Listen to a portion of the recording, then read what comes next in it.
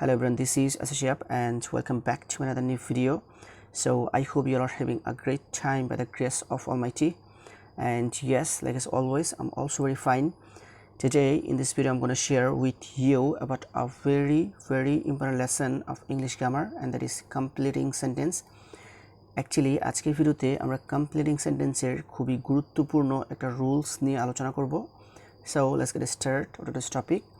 So আমাদের আজকের রুলসটা হচ্ছে যে it is time, it is high time, it is right time, it is proper time, I fancy, I wish এর পরে subject plus verb এর past form অথবা to plus verb এর present form দিয়ে incomplete sentence-টিকে কমপ্লিট করতে হয়.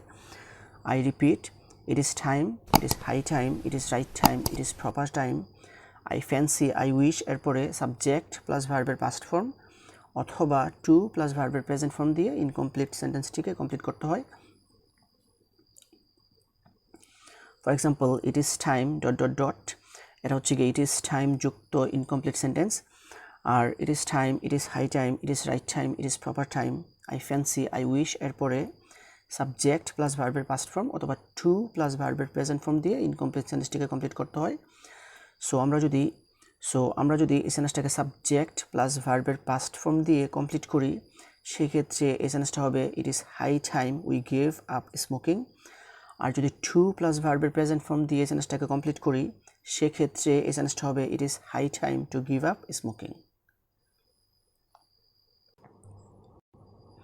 তারপর সেন্টেন্সটা হচ্ছে ইট ইজ টাইম ... এটা হচ্ছে কি ইট ইজ টাইম যুক্ত ইনকমপ্লিট সেন্টেন্স. আর it is time, it is high time, it is right time, it is proper time, I fancy এবং আই উইশ এর পরে সাবজেক্ট প্লাস ভার্বের পাস্ট ফর্ম অথবা টু প্লাস ভার্বের প্রেজেন্ট ফর্ম দিয়ে incomplete সেন্টেন্সটিকে কমপ্লিট করতে হবে. সো আমরা যদি সাবজেক্ট প্লাস ভার্বের পাস্ট ফর্ম দিয়ে এই সেন্টেন্সটাকে কমপ্লিট করি, সেক্ষেত্রে এই সেন্টেন্সটা হবে it is time they started the work. আর যদি টু প্লাস ভার্বের প্রেজেন্ট ফর্ম দিয়ে এই সেন্টেন্সটাকে কমপ্লিট করি, সেক্ষেত্রে এই সেন্টেন্সটা হবে it is time to start the work. Now the next one is it is time ... এটা হচ্ছে কি it is time যুক্ত incomplete sentence. R it is time, it is high time, it is right time, it is proper time, I fancy and I wish এর পরে subject plus verb এর past form অথবা to plus verb এর present form দিয়ে incomplete sentence-টিকে complete করতে হবে. So আমরা যদি প্রথমে subject plus verb এর past form দিয়ে এই সেন্টেন্সটাকে কমপ্লিট করি, সেক্ষেত্রে এই সেন্টেন্সটা হবে it is time we left the place. And এই সেন্টেন্সটাকে আমরা যদি টু প্লাস ভার্বের প্রেজেন্ট ফর্ম দিয়ে কমপ্লিট করি, সেক্ষেত্রে এই সেন্টেন্সটা হবে it is time to leave the place. তারপর সেন্টেন্সটা হচ্ছে ইট ইজ টাইম, তারপর সেন্টেন্সটা হচ্ছে ইট ইজ টাইম ... তারপর সেন্টেন্সটা হচ্ছে ইট ইজ হাই টাইম ... এটা হচ্ছে কি ইট ইজ হাই টাইম যুক্ত ইনকমপ্লিট সেন্টেন্স. আর it is time, it is high time, it is right time, it is proper time, I fancy and I wish এর পরে সাবজেক্ট প্লাস ভার্বের past form অথবা to plus ভার্বের present form দিয়ে incomplete সেন্টেন্সটিকে complete করতে হবে. সো আমরা যদি প্রথমে সাবজেক্ট প্লাস ভার্বের পাস্ট ফর্ম দিয়ে এই সেন্টেন্সটাকে কমপ্লিট করি, সেক্ষেত্রে এই সেন্টেন্সটা হবে it is high time we changed our eating habits. And এই সেন্টেন্সটাকে আমরা যদি টু প্লাস ভার্বের প্রেজেন্ট ফর্ম দিয়ে কমপ্লিট করি, সেক্ষেত্রে এই সেন্টেন্সটা হবে it is high time to change our eating habits. তারপর সেন্টেন্সটা হচ্ছে ইট ইজ টাইম উই, তারপর সেন্টেন্সটা হচ্ছে ইট ইজ টাইম উই ... এটা হচ্ছে কি ইট ইজ টাইম যুক্ত ইনকমপ্লিট সেন্টেন্স. আর it is time, it is high time, it is right time, it is proper time and I wish এর পরে সাবজেক্ট প্লাস ভার্বের পাস্ট ফর্ম অথবা টু প্লাস ভার্বের প্রেজেন্ট ফর্ম দিয়ে incomplete সেন্টেন্সটিকে complete করতে হবে. সো ইট ইজ টাইম এর পরে সাবজেক্ট থাকার কারণে আমাদেরকে সাবজেক্ট প্লাস ভার্বের পাস্ট ফর্ম দিয়ে এই সেন্টেন্সটাকে কমপ্লিট করতে হবে. So it is time we এই সেন্টেন্সটাকে কমপ্লিট করলে হবে it is time we went home. তারপর সেন্টেন্সটা হচ্ছে ইট ইজ টাইম দে, তারপর সেন্টেন্সটা হচ্ছে ইট ইজ টাইম দে ... এটা হচ্ছে কি ইট ইজ টাইম যুক্ত ইনকমপ্লিট সেন্টেন্স. আর it is time, it is high time, it is right time, it is proper time, I fancy I wish এর পরে সাবজেক্ট প্লাস ভার্বের পাস্ট ফর্ম অথবা টু প্লাস ভার্বের প্রেজেন্ট ফর্ম দিয়ে incomplete সেন্টেন্সটিকে complete করতে হবে. সো ইট ইজ টাইম এর পরে সাবজেক্ট থাকার কারণে আমাদেরকে সাবজেক্ট প্লাস ভার্বের পাস্ট ফর্ম দিয়ে এই সেন্টেন্সটাকে কমপ্লিট করতে হবে. So it is time they এই সেন্টেন্সটাকে আমরা যদি সাবজেক্ট প্লাস ভার্বের পাস্ট ফর্ম দিয়ে কমপ্লিট করি, সেক্ষেত্রে এই সেন্টেন্সটা হবে it is time they earned their livelihood. Now the next one is it is time for us ...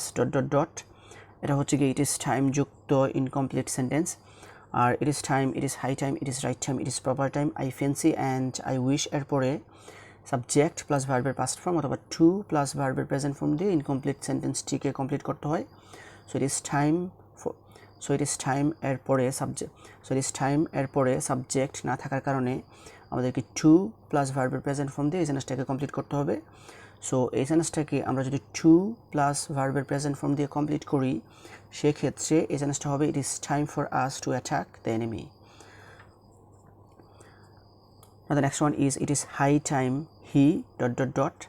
এই সেন্টেন্সটা হচ্ছে গিয়ে it is high time যুক্ত incomplete sentence R it is time, it is high time, it is right time, it is proper time, I fancy এর পরে subject plus verb এর past form অথবা to plus verb এর present form দিয়ে incomplete সেন্টেন্সটিকে complete করতে হবে so এই সেন্টেন্সটাতে it is high time এর পরে subject he থাকার কারণে আমাদেরকে subject plus verb এর past form দিয়ে এই সেন্টেন্সটাকে কমপ্লিট করতে হবে সো আমরা যদি subject plus verb এর past form দিয়ে এই সেন্টেন্সটাকে কমপ্লিট করি সেই ক্ষেত্রে এই সেন্টেন্সটা হবে it is high time he prepared his lessons.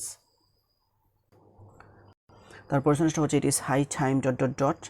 এই সেন্টেন্সটা হচ্ছে কি it is high time যুক্ত incomplete sentence R it is time, it is high time, it is right time, it is proper time, I fancy and I wish এর পরে subject plus verb এর past form অথবা to plus verb এর present form দিয়ে incomplete সেন্টেন্সটিকে complete করতে হয় so it is high time এর পরে subject না থাকার কারণে আমাদেরকে to plus verb এর present form দিয়ে এই সেন্টেন্সটাকে কমপ্লিট করতে হবে সো এই সেন্টেন্সটাকে আমরা যদি to plus verb এর present form দিয়ে কমপ্লিট করি সেই ক্ষেত্রে এই সেন্টেন্সটা হবে it is high time to change his bad habits.